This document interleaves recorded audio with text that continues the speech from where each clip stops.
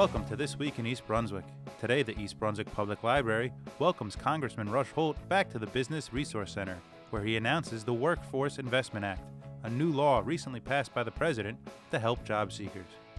Then we head to the VFW post number 133 for the third annual 5K Walk and Run to benefit East Brunswick's own charity, Homefront Hearts, supporting servicemen and women and their families.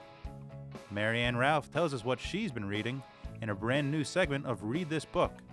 And finally, we stop by the New Jersey Veterans Memorial Home at Menlo Park, where Mayor David Stahl, along with the Township Recreation Department, donated clothing and other items. So stay with us. This Week in East Brunswick starts now.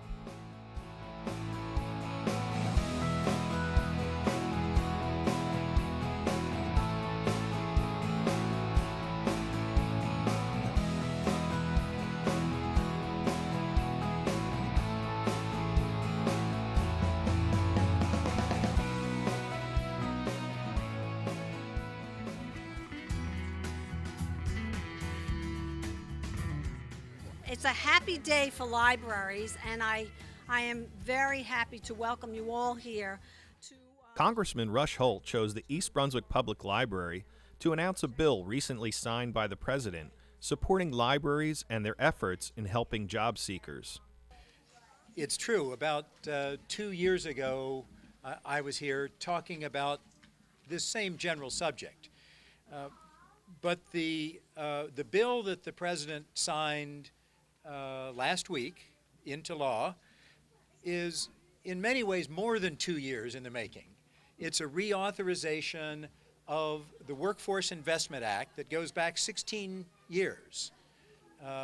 And it is it had been a bipartisan effort to make sure that people got the training that employers wanted their employees to have. And it set up through the one-stop centers in counties all over the country, boards of employers and community colleges and local leaders to make sure that we had the kind of workforce that America always has had and that America deserves, and that people who were looking for work could find the right skills, develop those skills, and then find the right work. That was the Workforce Investment Act. It was written 16 years ago without any consideration of libraries, actually without any consideration of computers. It was badly in need of authorization to get with the times. And for a variety of really partisan political reasons, it stalled for years in Congress. But in a recent fit of bipartisanship, I'm pleased to say, the Workforce Investment Act was passed and the President signed it. And it not only brings this county-based employer-sensitive program up to date, it includes libraries. It includes libraries to do what they've already been doing all across the country, and makes it possible for them to even extend the services that they provide. Tell us why you came to East Brunswick today. Well, I often come to East Brunswick for a variety of reasons, and I often come to the East Brunswick Library. A couple of years ago, I learned about how much you were doing in job training, job placement, and job searches. And we held a press conference here to say that this sort of thing, what the East Brunswick Library does, and that many other libraries around the country do, should be part of the national legislation on workforce training. And finally, last week, the President signed into law the new version of this national workforce training legislation. And we included in the new legislation language that recognizes libraries as providing digital literacy, that makes libraries officially partners in the One Stop County program that ties libraries into the workforce investment boards and that makes libraries eligible for funding, for reimbursement for the services that libraries provide to help people develop their resumes, learn job interview skills, to search the internet for job openings, to prepare business plans, and all of those other things that you do. We are so pleased. As Mary Ellen said, this is not new work to libraries. We've been doing this before, during, after, as before, during, and after the BTOP grant that allowed us at the state level to kind of give a big boost to what was going on in the state. New Jersey's very fortunate to have had that BTOP grant, Gates funding along with it, and it allowed us to shine a little bit of a spotlight. But that local spotlight could not have done this alone. The work that the Congressman has done at a national level is just absolutely outstanding. Connecting the local libraries with the one-stops as true partners does exactly what government and what Congressman Holt knows is supposed to do: provide essential services in the most economical and efficient manner. With digital learning as one method of training, our libraries are the natural teaching partners as we strive to train citizens for current and future job opportunities. As you know, if you've had a job for 20, 30 years, you did it well, you were a great worker, through no fault of your own, the company moved away, moved on, changed, and you needed for the first time a job. You needed to be able to apply for a job online, look for a job online, and have the skills necessary, the digital literacy skills necessary to find and evaluate information and use it. And all of those things are available at the library. And now, with the Workforce Innovation and Opportunity Act, they'll all be more. The libraries will be able to offer more programming, more databases, more computers, so that we really can serve the public. And, as soon as I saw that it looked like this was going to become law, I said, let's go back to East Brunswick.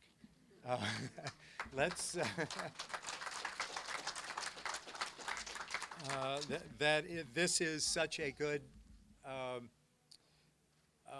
example, really an exemplar of how this job training and job hunting can and should and is done. We pulled together the Business Resource Center really to highlight those services, and certainly with the economic downturn that has been so difficult for New Jersey residents, this is a tremendous boost for us to feel that we will get funding that will help us serve more people. The New Jersey Library Association has for many years given out an award called Library Champion. And today, I think you will agree with me that no one deserves that honor higher than Congressman Rush Holt.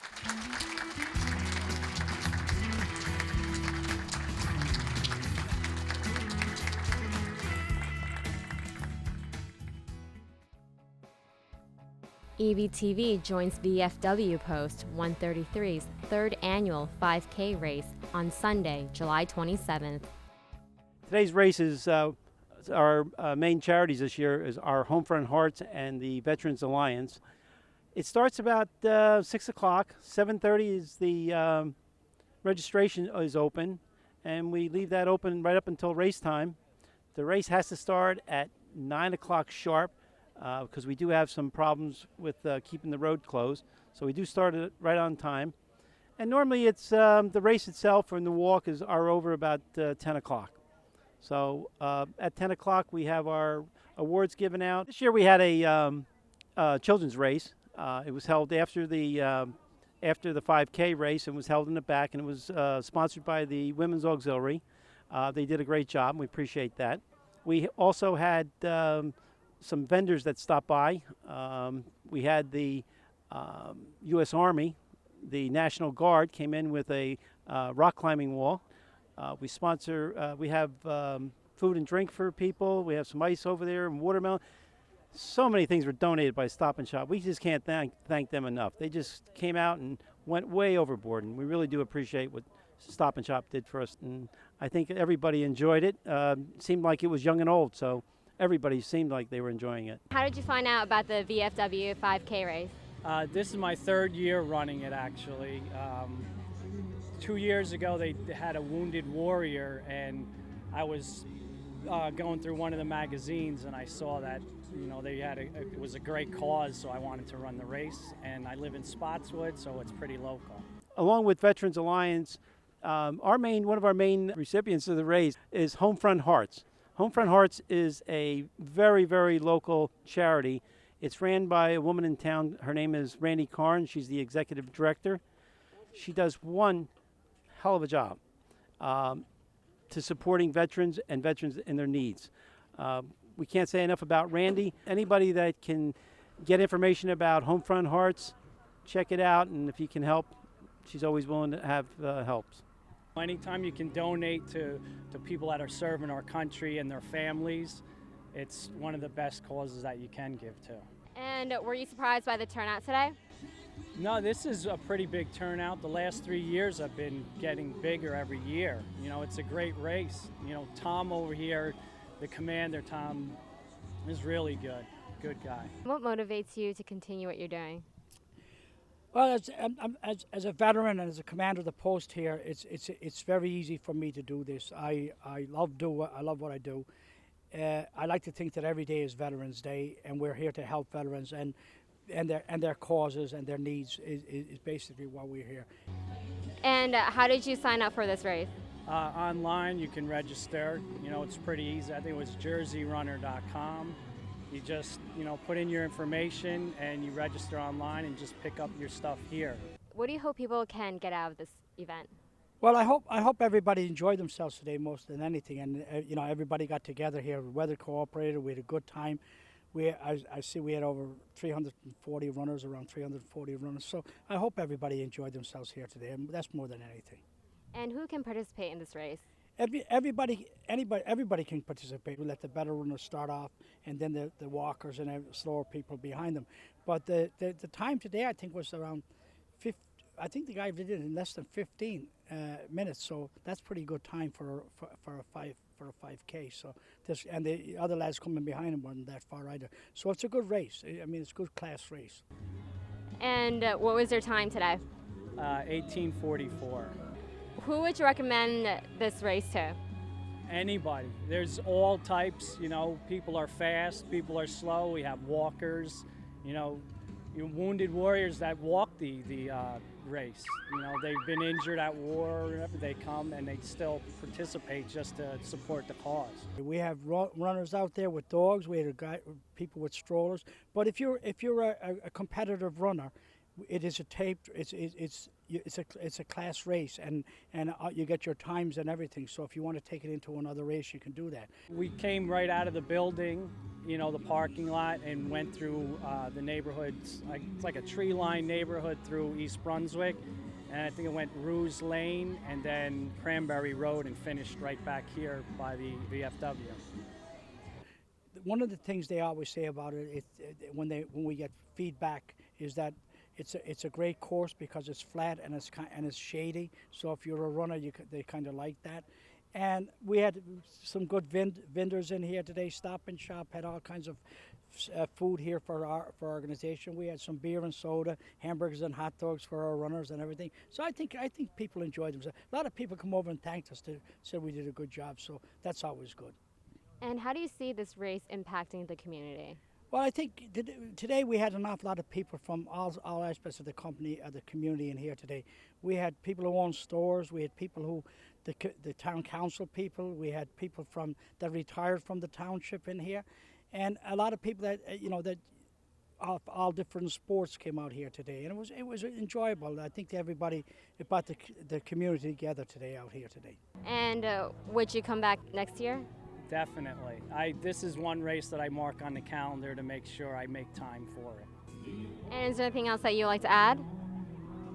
It's a great race. If you have the time, you come down, support, VFW 133. These guys are great. Tommy Kuhill and them put out a great race, and if you have the time, definitely come down. are there any upcoming events at the VFW Post?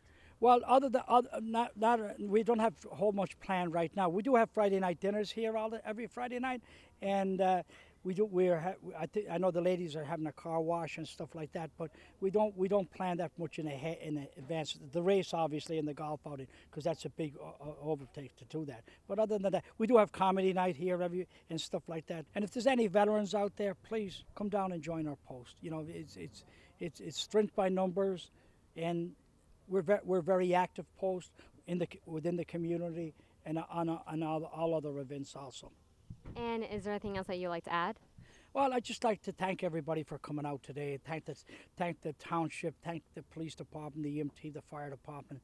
They do a great job. Without them guys, we can't do this, you know. So I want to thank them. I want to thank the library for you guys coming down here taping this today for us, and I hope everybody had a great time. For more information on VFW Post 133, visit www.vfwpost133.org or call 732-254-9674.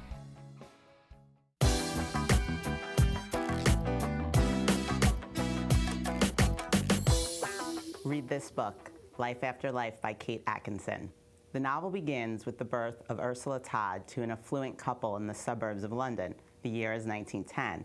By page 3, Ursula has died, and by page 4, the birth is happening again with a few minor changes. And Ursula survives longer, but continues to be born again and again into the same life over the next 70 years. This premise could come off as silly or unbelievable, but the author pulls it off. I think because the characters are so well developed, not flat or generalized, and they all continue to evolve as the major events of the 20th century play out. The dialogue is crisp and nuanced so that the relationships between the characters feel very real and believable to the reader. What I think is particularly well done is that the tenor of the relationships changes as Ursula is reborn over the decades. When I finished this book, it made me think how there are so many incidents in our lives that move us in a certain direction, and how one seemingly small thing can change our life's paths dramatically. I love a book that keeps me thinking after it's ended, so read this book.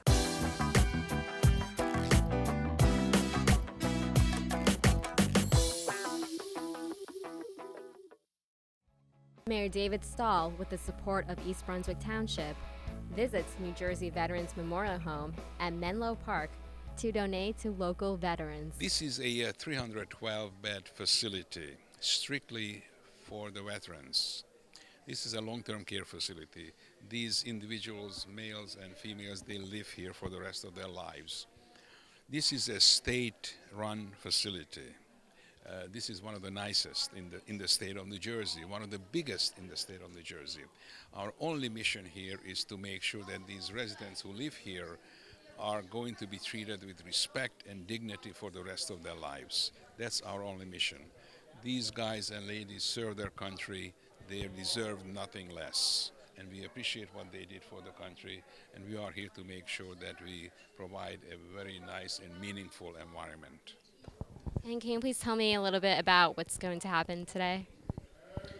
Well, today we were very happy to once again say hello to our old friend, Mayor Stahl of East Brunswick. He's been here before on many occasions. He brought these residents beautiful gifts of clothing, as he usually does. And we also had members of the council here to say hello, and we are very, very appreciative to the mayor to take time out of his busy schedule and say hello to these veterans, and more importantly, bring them some really nice practical gifts. He appreciates what you do, and we all do. So I want to thank you, Mayor, for taking time out. And every one of your the members of the council and East Brunswick. And I hope to see you again and again. All you guys.